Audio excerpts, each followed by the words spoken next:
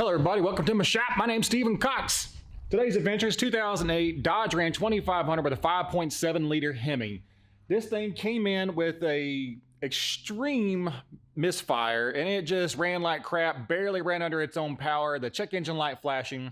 You guys remember from the last video, we had some O2 sensor heater codes. To me, what looks like happened was an employee or another mechanic got underneath there and started trying to back probe or pierce the wire with something and just destroy the insulation to it. And there was several frayed connectors. You can see those now. And as you can see, there's a whole bunch of just weird stuff in the wiring.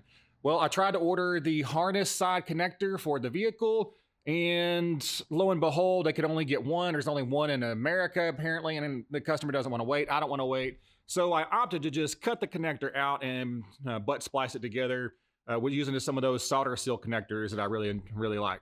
Now I got all the O2 sensors back on, fired it up, and as soon as I fired it up, a check engine light came on for Bank 1 Sensor 1 O2 sensor heater, but I am getting a reading for it. I think what I need to do is run an overlay from Bank 1 Sensor 1 all the way up to the ECM, bypassing the harness because there's something else going on in the harness. I asked the customer that. The customer's question was, how does it run? I said, it runs fine, but we really need to get the heater side fixed. Now the customer said, hey, if it runs, it's not misfiring, I don't care. So that brings us to today. While I was crawling underneath the truck, I found a leaking water pump or some kind of water leak, coolant leak around the water pump area itself. So we need to pull the water pump off and put a new water pump on with a new gasket, new thermostat seal. Going to put a new belt on it. There is another code that we needed to take care of. The ABS light and brake light are both eliminated as soon as you turn the key on. You clear the codes, they come right back. So it's lost the sensor input from the sensor that goes into the rear axle. On these trucks and a lot of trucks, you know, like this 6.4, 7.3, 6.0s, the speed sensor is just right on top of the pumpkin. As long as the differential's spinning, there's a little magnetic pickup, a sensor on top. It reads the tone wheel and sends the pulses to the ECM. So this is a sensor pulled out of the axle. It fits down in that hole like that. Now you need, when you pull it out, you need to look on the end. Sometimes you pull these out and they've cracked and the internal guts got sucked into the differential, or you could have a differential bearing problem.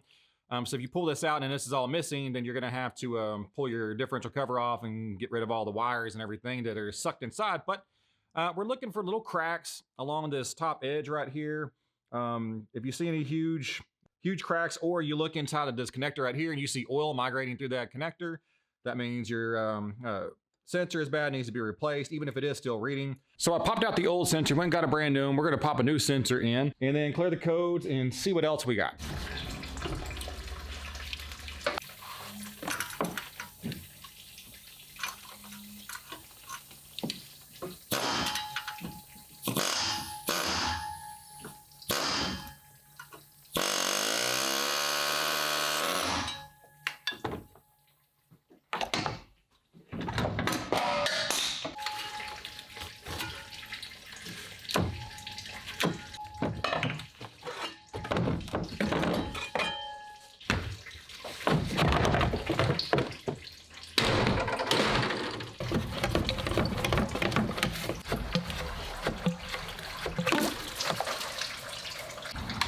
Bad. Not too complicated of a day.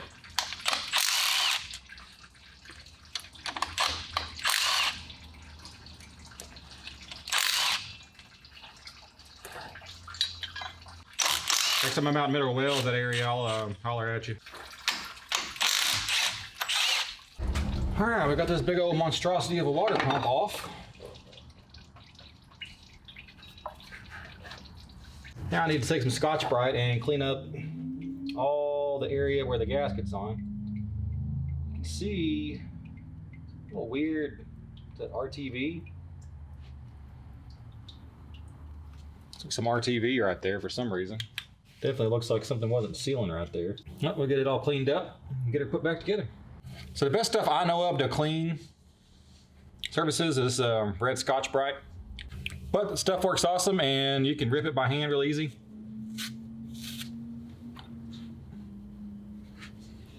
Fold your little mat and then just go around the surface and clean it up until you get rid of that black ridge from that old gasket. You can also take these little carbide scrapers Go around and that gets rid of any kind of chunky stuff on there. Try not to scratch up the surface because it is just aluminum and the tip of this is carbide. So once you feel like you get it pretty clean, run your finger around because a lot of this staining doesn't need to be removed. It just needs to be flat. As long as you don't feel any ridges on anything, like I can feel a little rough area right there, we should be good. I'll take a rag, wipe over all the areas, and come back with some brake clean, and then shoot some brake clean on a rag, and then wipe all the surface areas down. Now there's still some coolant in the block, and every time you move this truck or shake it, it's going to cause that coolant to spill over onto our mating surface. And we want our mating surface is pretty dry.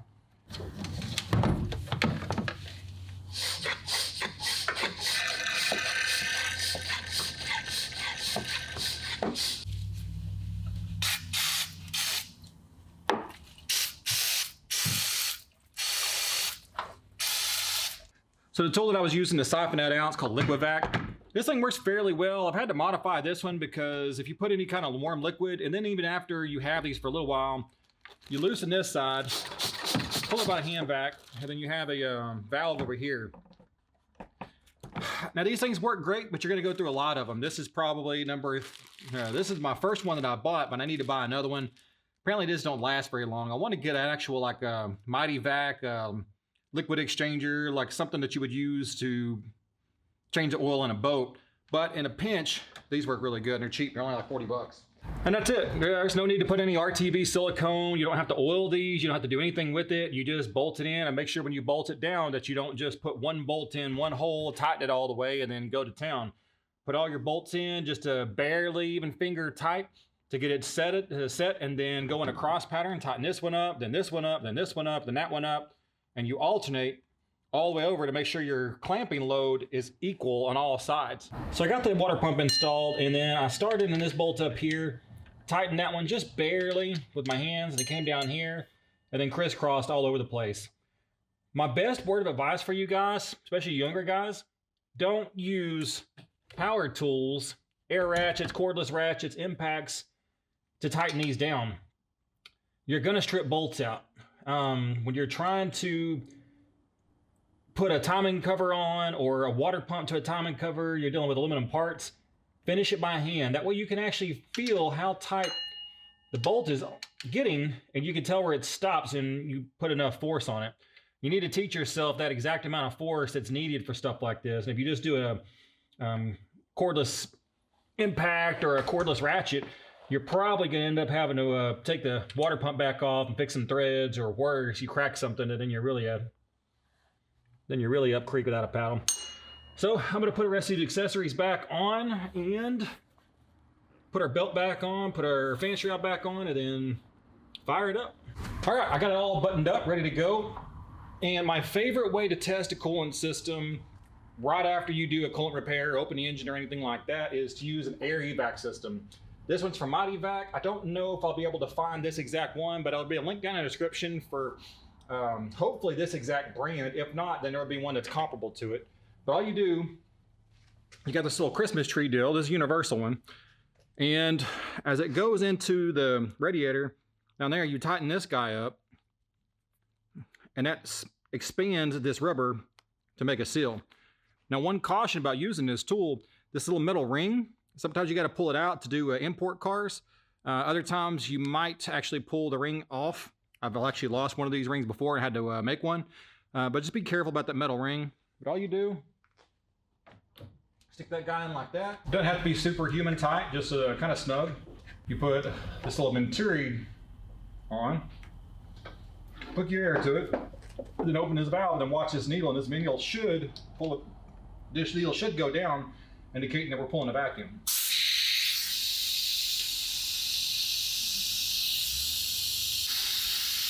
You only do is stop that guy. Watch that gauge, and that gauge shouldn't move. All right, then you take your tube, your fill hose, stick it into your antifreeze, open that, and that'll suck antifreeze in. All right, that's all buttoned up. And I did want to run into one problem. The gasket or the seal on the bottom of the windshield washer tank I just pulled the pump out to drain it, and the little seal around it got torn, so I need to get a new seal, but that's not super critical. I'll order one, and I'll swing by their shop and install it as soon as it comes in. I'm going to go ahead and fire it up and check for leaks.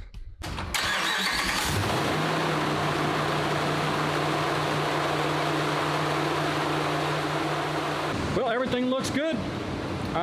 We got the speed sensor replaced, the fuse for the ABS module, or for the ABS power circuit replaced, our ABS brake ladder off. We have speed registering on the speedometer. We have the engine running a lot better. We still have one check engine light on for a bank 1 sensor 1 O2 sensor heater circuit, resistance too high. I think we need to run a new overlay and a new O2 sensor for it, but they need the truck, so we're going to schedule that for another day. The owner doesn't seem to be too concerned about it. As long as the truck runs, drives, and operates, he's good. So I'm going to take the truck out for a little short test drive. As long as everything goes well, that'll be the end of the video. Hope you guys liked the video. Hit the like button, hit the subscribe button, and get out and fix it.